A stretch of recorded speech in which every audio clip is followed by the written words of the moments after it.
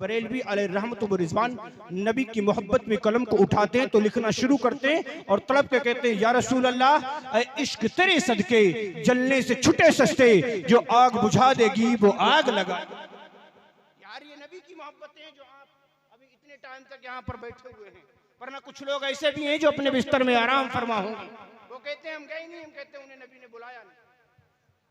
जाता वो ही है जिसे मेरे आका बुलाते हैं। फिर सैयदी सरकार आला हजरत फिर कलम को उठाते हैं नबी की मोहब्बत में और लिखना शुरू करते हैं। कहते हैं, या रसूल अल्लाह, सरवर कहूँ कि मालिको, मौला कहूँ तुझे, बागे खलील का गुले ज़ैबा कहूँ तुझे, लेकिन रजा ने खत्म सुकन इस पे कर दिया, खालिक का बंदा खल्क का आका, खालिक का बंदा खल्क का आका कहूँ तुझे। आवाज समझ में आ रही है?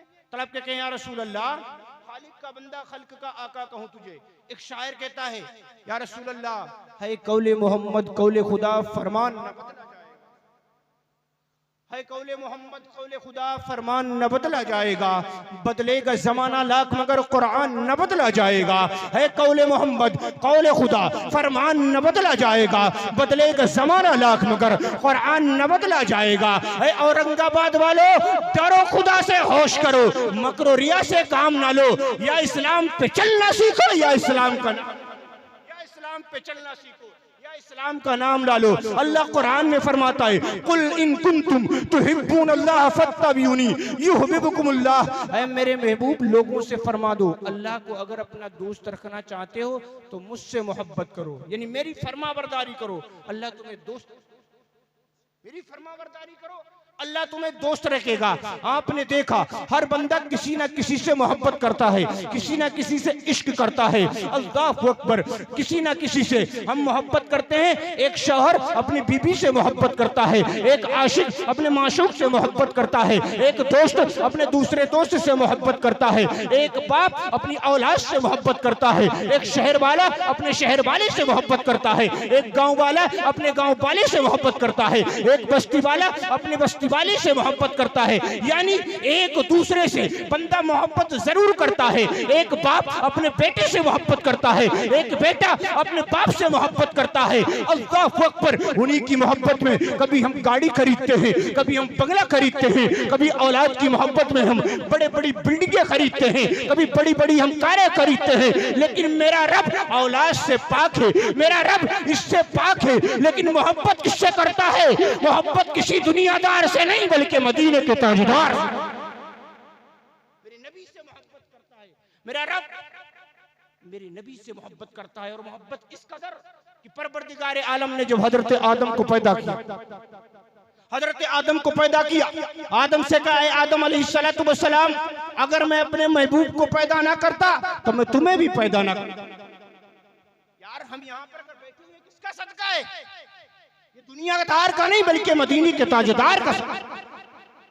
आदम से कहा, है आदम, अगर मैं अपने महबूब को पैदा ना करता तो मैं दुनिया की किसी चीज को पैदा ना करता, यहाँ तक कि आपको भी पैदा ना करता। तो पता चला कि परवरदिगार आलम ने अगर हजरत आदम को पैदा किया है तो किसी दुनियादार के सदके में नहीं, बल्कि मदीने के ताजदार के सदके में पैदा किया है। अगर परवरदिगार आलम ने हजरत यहया को पैदा किया है तो मेरे नबी के सदके में पैदा किया है। अगर परवरदिगार आलम ने हजरत जकरिया को पैदा किया है तो मेरे नबी के सदके में पैदा किया है। हजरत शुएब को पैदा किया है तो मेरे नबी के सदके में पैदा किया है। हजरत जुबैर को पैदा किया है तो मेरे नबी के सदके में पैदा किया है। यहाँ तक के हजरत गौस को पैदा किया तो मेरे नबी के सदके में, हजरत ख्वाजा को पैदा किया तो मेरे नबी के सदके में। सैयदी सरकार आला हजरत हमारी शान, हमारी जान, हम सुन्नियों की पहचान। बोल दो तड़प कर, औरंगाबाद के सुन्नी मुसलमान क्या फरमाते हैं कि जमीनो जमा तुम्हारे लिए, मकीनो मका तुम्हारे लिए, चुनीनो चुना तुम्हारे लिए, हम आए यहाँ तुम्हारे भी वहाँ तुम्हारे लिए, दहन में ज़बां तुम्हारे। यार मोहब्बत करते हैं नबी से, हम कहते हैं नबी से हमें इश्क है, नबी से हमें मोहब्बत है, लेकिन बात हम सिर्फ अपनी जबान से कहते हैं नबी से इश्क है। अगर यही बात होती जबान से कहने की तो तमाम लोग कहते हैं हमें इश्क है। बात अगर नमाजों की आती है, मेरे नबी तो फरमाते हैं अस्सलातु इमादुद्दीन, नमाज दीन का सुतून है। कसम रब्बे काबा की, जब बात नमाजों की आती है हमारी मोहब्बतें कहाँ चली? बताएं आप। आज हमारे भाई ने शादी के मौके पर इस महफिल को रखा, शादी के मौके पर इस महफिल को रखा। बहुत अहम पैगाम दे रहा हूं, आप सुनना चाहते हैं? तलब के कहें या रसूल अल्लाह। शादी के मौके पर इस महफिल पाक को रखा। अल्लाह इनकी मेहनतों को कामयाब फरमाए, अपनी बारगाह में मौला कबूल अता फरमाए।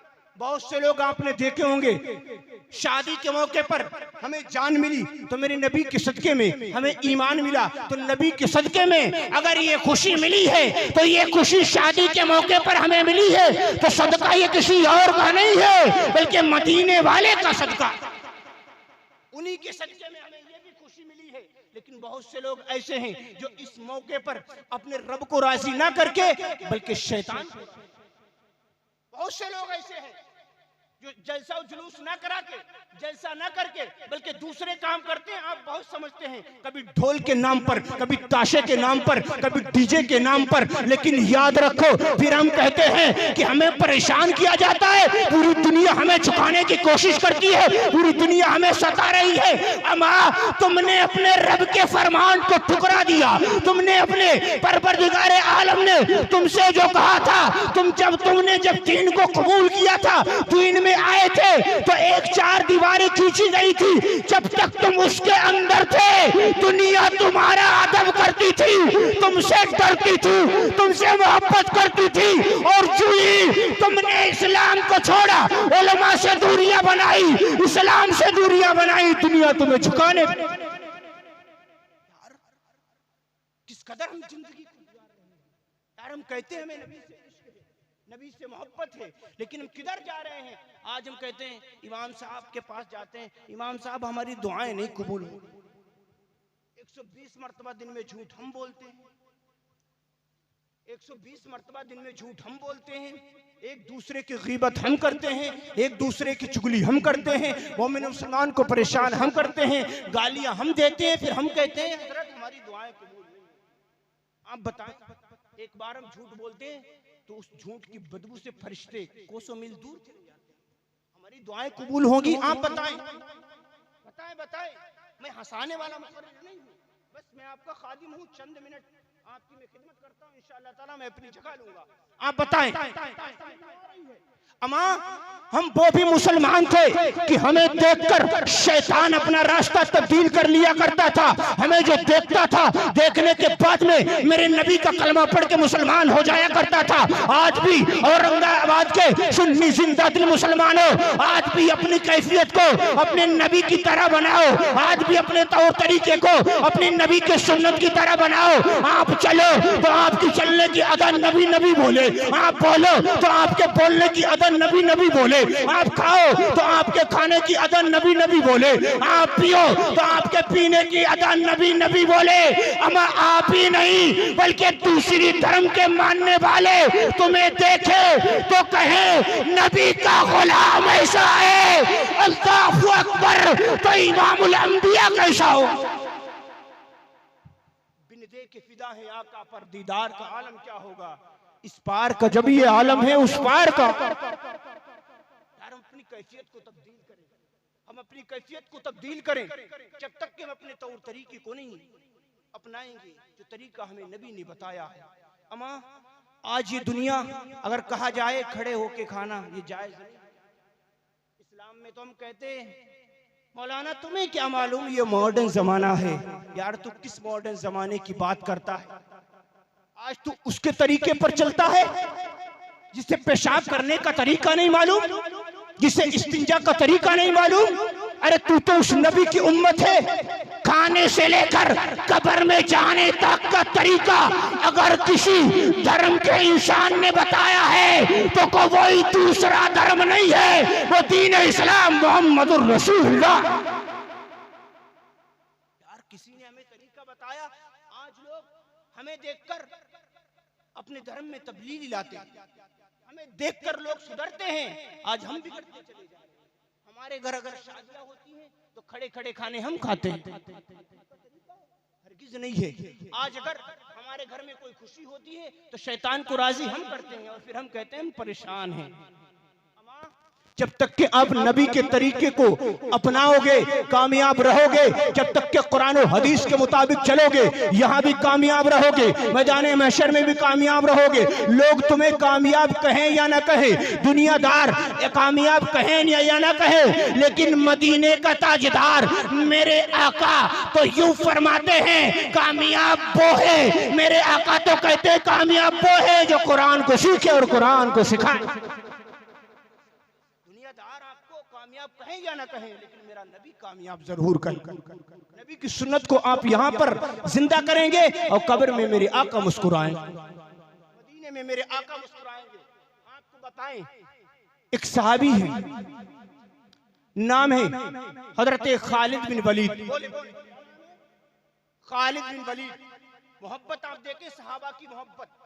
जंग हो रही है, नाम है जंगे यरमुक, जंगे यरमुक हो रही है। अल्लाहु अकबर, खालिद बिन वलीद लड़ रहे हैं कुफ्फार की तरफ से। निस्तूर पहलवान है, एक तरफ कुफ्फार है, दूसरी तरफ मोमिन मुसलमान है। अब वो लोग लड़ रहे हैं, यहाँ तक के आपका टकराव कुफ्फार से है। हजरत खालिद बिन वलीद की टक्कर में एक पहलवान है, नाम है निस्तूर पहलवान, वो आपसे लड़ रहा है। अल्लाहु अकबर, जब वो आपसे लड़ रहा था यहाँ तक के आपका घोड़ा गिरा, आप जमीन पर गिरे, गिरने के बाद में आपके सर से टोपी निकल जाती है। वो पहलवान आपकी पुष्ट पे आके बैठ जाता है। जो ही वो पहलवान आपकी पुष्ट पे बैठता था, बैठने के बाद में आपके ऊपर वार करने ही वाला था, आपने देखा मेरी टोपी निकल गई है। बनी मखजूम के शख्सों से आपने पुकार कर कहा अल्लाह आप पे रहम करे, आप मेरी टोपी को उठाकर मुझे दे दो, आप मेरी टोपी को उठाओ। आपको जान की परवाह नहीं थी, आपको परवाह थी तो टोपी की परवाह थी। दुश्मन आपकी पुष्ट पर है लेकिन आप टोपी की परवाह कर रहे हैं। यहाँ तक के बनी मखजूम का एक शख्स आया, आने के बाद में उसने उस टोपी को उठाया, हजरत खालिद बिन वलीद को दिया। देने के बाद में हजरत खालिद बिन वलीद ने उस टोपी को लिया, लेने के बाद में अपने सर पे लगाया और लगाने के बाद में कुफ्फार का मुकाबला किया। उस निस्तूर पहलवान को कत्ल कर दिया, जंग को फतह किया। फतह के बाद में लोगों ने आपसे पूछा अरे खालिद बिन वलीद, आपके ऊपर पुष्ट पर पहलवान बैठा हुआ था, आपको जान से मारने वाला था, आपको जान की परवाह नहीं थी, आपको उस टोपी की परवाह थी। औरंगाबाद के सुन्नी जिंदा दिल मुसलमानों सुनो, तारीख साज एक जुमला कहा था हजरत खालिद बिन वलीद ने, कहा था उस टोपी में मेरे नबी के बाल शरीफ सिले हुए हैं, उन्हीं की बरकत से आज तक मैंने जितनी जंगें जीती है ये कमाल खालिद का नहीं था, कमाल मेरे नबी के बाल का। ये कमाल कहा था, ये कमाल खालिद बिन वलीद का नहीं था, बल्कि ये कमाल मेरे नबी के मुंह मुबारक का था। उन्हीं की बरकतों से मैंने तमाम जंगों को फतह किया, मैंने तमाम जंगों को जीता है। अल्लाहु अकबर। अब मैं ये सोच रहा था कि टोपी मेरे सर से निकल गई है, किसी कुफ्फार के हाथ ना लग जाए, ताकि मैं जिस बरकत से अभी तक जंगे जीतता रहा हूँ उस बरकत से मैं महरूम हो जाऊं। आप देखें कि जब मेरे नबी के मुंह मुबारक से हजरत खालिद बिन वलीद इतनी मोहब्बत करते हैं, फिर मेरे नबी से कितनी मोहब्बत करते होंगे। आला हजरत की बोली में यूं कहते हैं, उन्हें जाना उन्हें माना, न रखा गैर से काम। लिल्लाहिल हम्द में दुनिया से मुसलमान गया। साहिबो, आज भी अगर हमने नबी के तरीके को ना अपनाया तब फिर हालत वो ही होगी कि हमें सब लोग सताएंगे, सब हमें अपने कदमों में गिराने की कोशिश करेंगे जिस तरह से आज कर रहे हैं। लेकिन जो नबी के गुलाम के बैठाए हुए ऊंट ना उठा पाए, वो इन मुसलमानों को उठाने की कोशिश करता है, भगाने की कोशिश करता है। ये अहमकाना बातें अभी से नहीं बल्कि मेरे नबी के जमाने से, और मुसलमान ऐसे ही जिंदा व जावेद था और रहे। इस्लाम था, इस्लाम है, इस्लाम रहेगा। इस्लाम की गर्दन पर हुसैन इब्ने अली का एहसान था, एहसान है, एहसान रहेगा। रहम करम पे वो पले जो तुम्हारा टुकड़ा खाते हो। हम तो नबी के गुलाम हैं, नबी के टुकड़ों पे पलते। हम नबी के गुलाम हैं, नबी के टुकड़ों पे पलते हैं और वो सोचते हैं कि अम्मा इन्हें सताएंगे, सताने के बाद में आपने नहीं तारीख को पढ़ा, आपने नहीं सुना, नबी का गुलाम हजरत बिलाल भी है। नहीं है? अरे आपके ऊपर बजनीले पत्थर रखे गए, तपती हुई रेत में आपको लिटाया गया। उमैया ने कहा नबी का कलमा पढ़ना छोड़ दो, तब बिलाल ने जवाब दिया था, उमैया जिस्म पर तेरी हुकूमत है लेकिन इस दिल पर नबी की हुकूमत। जिस्म तेरे कब्जे में है लेकिन ये दिल तो मेरी मोहम्मद के कब्जे में, ये दिल पर मोहम्मद की हुकूमत है। याद रखो मुसलमानों, जब तक के हम नबी के तौर तरीके पर चलेंगे हम यहाँ भी कामयाब रहेंगे, मैदान महशर में भी कामयाब रहेंगे। आज हम कहते हैं हमारी दुआएं कबूल नहीं होती हैं, एक पीर के साहब के पास जाते हैं, दूसरे पीर साहब के पास जाते हैं, हजरत हमारे घर में खैर बरकतें नहीं होती हैं, हम बड़ा परेशान हैं। कभी आपने सोचा आपके अमाल क्या है, आप कर क्या रहे हैं? दिन में नमाजें कितनी मरतबा हम पढ़ते हैं? अगर अजान होती है, फजर की अजान हुई हम गायब हैं, ज़ोहर की अजान हुई हम गायब हैं, असर की अजान हुई हम गायब हैं, मगरिब की अजान हुई हम गायब हैं, इशा की अजान हुई हम गायब हैं, और फिर जलसे में आकर हम कहते हैं लब्बैक या रसूल अल्लाह। बात अगर नमाजों की आए तो हम गैर हाजिर हैं। हम किस तरह हाजिर होने की बात करते हैं? बल्कि कैफियत तो यह होना चाहिए थी, जब अजान फजर होती है तो हम पुकार कर कहते लब्बैक या रसूल अल्लाह, हम हाजिर हैं। नमाज ज़ोहर होती है हम उससे पहले पहुंच जाएं मस्जिद में और पुकार कर कहें लब्बैक या रसूल अल्लाह, हम हाजिर हैं। नमाज असर हो तो हम कहें लब्बैक या रसूल अल्लाह, हम हाजिर हो। नमाज इशा हो तो हम पुकार कर कहें लब्बैक या रसूल अल्लाह, हम हाजिर हैं। जिस दिन हमारी कैफियत ये हो जाएगी, जो लोग आज हमें आंखें दिखाते हैं यही हमें देखेंगे, देखने के बाद कहेंगे जब नबी का गुलाम इस तरीके से नबी की शरीयत पर चलता है तो फिर नबी का आलम क्या? जब नबी का गुलाम ऐसा है तो नबी का इमाम कैसा होगा, नबियों का इमाम कैसा होगा? हमने अभी तक अपने नबी के तरीके को नहीं पहचाना। बात अगर दुरूद पाक की आए, हम जलसे में आते हैं और सबसे ज्यादा अगर जलसा किसी में होते हैं तो अहले सुन्नत वल जमात में, आपको बताऊं, लेकिन सबसे ज्यादा अगर कम इल्म किसी के पास है तो वो अहले सुन्नत वल जमात। हमारी कौम में जिनकी दाढ़ियां सफेद हो गई, जिनके वाल सफेद हो गए, उसके बावजूद आज अगर हमसे पूछा जाए तो हमें वुजू का तरीका सही तौर पे, ये बात हकीकत है, वुजू का तरीका सही तौर पे मालूम नहीं। अगर हमसे पूछा जाए तो हमें नमाज ही नहीं मालूम, और हम कहते हैं हम मुसलमान हैं, हम फक्र से कहते हैं हम मुसलमान हैं। बात अगर इमामों को सताने की आए तब सबसे पहले गलतियां वो निकालते हैं जिन्हें पहला कलमा सही से पढ़ना नहीं आता। ये हमारे कारी साहब बैठे हुए हैं, ये भी इमाम हैं, और हजरत भी बैठे हुए हैं। आप इनसे पूछें जिन्हें पहला कलमा नहीं आता, वो कहते हैं हजरत पैर इधर उठा रहे थे, नमाज में तो खूंटे जैसा जमा होना चाहिए। और हवाला अगर पूछा जाए तो इल्मी हैसियत में कुछ नहीं। ये बात हकीकत है। अमा तुम उलमा को परेशान करने में लगे हो और उधर नहीं देखते लोग तुम्हें मिटाने में लगे। उनकी मीटिंगें हो रही हैं कि इन्हें मिटा दिया, इन्हें सिपाही हस्ती से मिटा दिया जाए। लेकिन याद रखो, जब तक के हम हक बयानी करते रहेंगे, जब तक के नबी के दीन का परचम बुलंद करते रहेंगे, हम सर उठाकर जिएंगे। और जो ही हमने उलमा से दूरियां बनाई, लोग हमें गिराने पे आ गए। मेरे नबी तो फरमाते हैं अल उलमाउ विरासतुल अंबिया, मेरी उम्मत के उलमा अंबिया। मेरे नबी फरमाते हैं यार जिसे मेरे नबी उठा दे उसे कोई जिसे मेरे नबी उठा दे उसे कोई नहीं गिरा सकता। उलमा है ना, इन्हों को मेरे नबी ने उठाया है। याद रखो मुसलमानों, अपने दीन के अपने बच्चों को मैदान का गाजी बनाओ, कुरान का हाफिज बनाओ, आलिम दीन बनाओ, ताकि हमें पता चले हराम और हलाल में फर्क, ताकि हमें पता चले कि हम शादी करें तो शादी में हमें क्या करना चाहिए, क्या नहीं करना चाहिए। शादियों में भी आज बहुत सी ऐसी रस्मात हो रही है, कभी हल्दी के नाम पर, बहुत ट्रेंडिंग में चल रहा है, कभी हल्दी के नाम पर, कभी किसी के नाम पर, कभी कुछ होता है, बेपर्दगी होती है। सबसे ज्यादा अमा हमें पता है खुशी का माहौल है, ठीक है, मेरे नबी ने खुशी से मना नहीं किया है, आप खुशी मनाओ, लेकिन जिसने खुशी दी है सबसे पहले उसका शुक्र अदा करो, अपने रब का शुक्र अदा करो। हम कहते हैं बात अगर मोहब्बत की आती है, हम मेरे नबी फरमाते हैं कि जब तक के कोई बंदा कामिल मोमिन ईमान वाला नहीं हो सकता, क्या कहते हैं हदीस से पाक है, हम कहें बात होगी, कारी साजिद साहब कहें बात होगी, हमारे इमाम साहब कहें बात होगी, लेकिन अगर मेरे नबी कहें वो बात नहीं बल्कि हदीस से पाक हुआ। मफ़हूम बयान करता हूँ, फिर मैं अपनी जगह लेता हूँ। सुनना चाहते हैं तो तलब के कहें या रसूल अल्लाह। हदीस से पाक है, मेरे नबी फरमाते हैं कि जब तक के कोई बंदा कामिल मोमिन ईमान वाला नहीं बन सकता जब तक के हर चीज से ज्यादा मुझसे मोहब्बत ना करें। क्या फरमाते हैं? मुझसे मोहब्बत ना करें। लेकिन नबी से मोहब्बत किस तरह से करना है?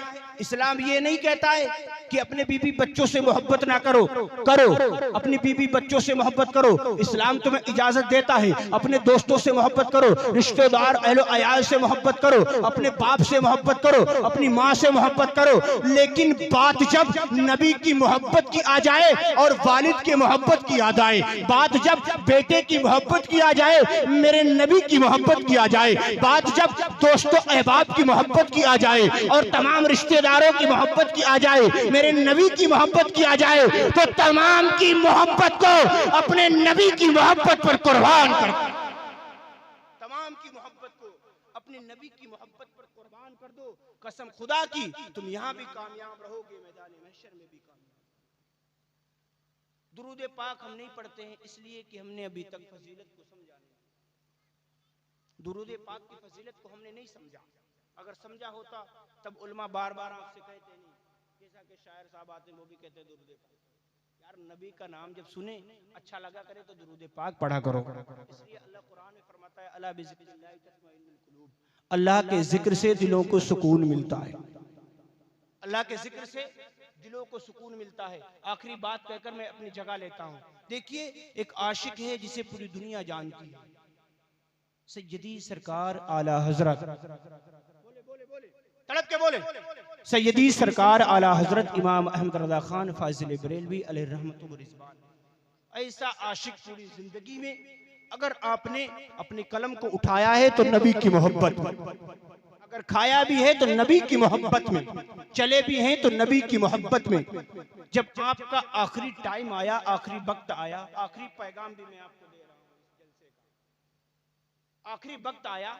आज अगर हमारी कैफियत ये है, अगर हमारा आखिरी वक्त आता है, हमें पता है कि हमें इस दुनिया से जाना है, तो हम अपने कुछ मोतबर इंसान को बुलाते हैं, मोतबर शख्स को बुलाते हैं। कभी कोई बेटे को बुलाता है, कभी बाप बेटे को बुलाता है, कभी बेटी को बुलाता है, कभी बीबी को बुलाता है, कभी भाई को बुलाता है और कहता है ए मेरे भाई, ए मेरे भाई सुनो, मैं तो जा रहा हूँ, आखिरी टाइम है, लेकिन हमारे बच्चों का आप ख्याल रखना, हमारी प्रॉपर्टी का ख्याल रखना। यानी इस तरह के अल्फाज बोले जाते हैं। लेकिन कुर्बान जाओ सैयदी सरकार आला हजरत की मोहब्बत पर, वो सैयदी सरकार आला हजरत की मोहब्बत पर आखिरी टाइम है, आखिरी वक्त है। आपने अपने मुरीदीन को बुलाया, अपने मुहिब्बीन को बुलाया, ये नहीं कहा था ऐ मेरे चाहने वालों, ऐ मुझसे मोहब्बत करने वालों, मेरे बच्चों का ख्याल रखना, मुझसे मोहब्बत करने वालों, मेरी बीबी का ख्याल रखना, मेरी प्रॉपर्टी का ख्याल रखना। अमा नहीं, ये नहीं कहा था, बल्कि सैयदी सरकार आला हजरत ने कहा था ऐ मेरे चाहने वालों, मेरी कब्र को इतना गहरा खोदना। इमाम अहमद रजा दुनिया में रहकर नबी की ताज़ीम बजाता रहा है, नबी पर सलातो सलाम पढ़ता रहा है। मेरे नबी जब कब्र में तशरीफ लाए तो इमाम अहमद रजा खड़े होकर पढ़े मुस्तफा जाने रहमत पे लाखों सलाम, शमीय बज़्म में हिदायत पे लाखों सलाम, शेर यारे इरम ताजदारे हरम नौबहारे। और मैं नबी की ताज़ीम को बजाना, ये कैफियत थी सैयदी सरकार आला हजरत इमाम अहमद रज़ा खान की। आज हम भी अगर उन्हीं के तौर तरीके पर चलें, अपने बुजुर्गों के तरीके पर चलें। आखिरी बात सुन लें, आज हम कहते हैं कि हमारे कारोबार में बरकत नहीं होती है। इसी तरह से एक शख्स सैयदी सरकार गौसे आजम के पास में आया था और उसने कहा था हजरत एक ताबीज़ बना दे। क्या कहा था? हम भी जाते हैं कभी एक पीर, कभी इमाम साहब, कभी एक आलिम साहब के पास में और कहते हैं बरकतें हो जाए। आखिरी बात कहकर मैं अपनी जगह लेता हूँ। एक शख्स आया था, उसने कहा था कि हजरत ऐसा करें, एक ताबीज बना दे, हमारे घर में बरकत नहीं होती है। आपने कहा था कि अपने घर आप पर्दा कर लें। जब ये बात उसने सुनी तो कहने लगा, हजरत पर्दे से और बरकत से क्या ताल्लुक? तो आपने फरमाया था ताल्लुक है। क्या कहा? ताल्लुक है। क्या बात समझा नहीं हूं? का समझो। बात यह है, तुम्हारा घर जो है ना वो एक रास्ते के करीब में है। वहां से जितने बेनमाजी निकलते हैं उनकी नजर तुम्हारे घर पे पड़ती है, उन्हीं की वजह से तुम्हारे घर में बरकत नहीं होती है। अपने घर का पर्दा कर लो। अब आप बताएं, जिसके घर में एक लोग है वो भी बेनमाजी, जिसके घर में 10 अफराद है वो 10 बेनमाजी, बीबी बेनमाजी, वालिदा बेनमाजी, उसका शौहर बेनमाजी, उसके बच्चे बेनमाजी, उसकी माँ बेनमाजी, उसका भाई बेनमाजी। आप बताएं, जिस घर में जितने अफराद हैं सब बेनमाजी हैं, उनके घर में बरकत हो सकती है? बताएं आप, कितने भी ताबीज आप अपने गले में लटका लें, लेकिन बरकत नहीं होने वाली जब तक कि आप नमाज के पाबंद नहीं होंगे। आपको चाहिए कि आप नमाजों की पाबंदी करें, जब तक कि आप, इसलिए नमाज हम पे फर्ज है। और मेरे नबी की आंखों की ठंडक, नबी की आंखों की ठंडक है, तो हमें चाहिए कि हम तमाम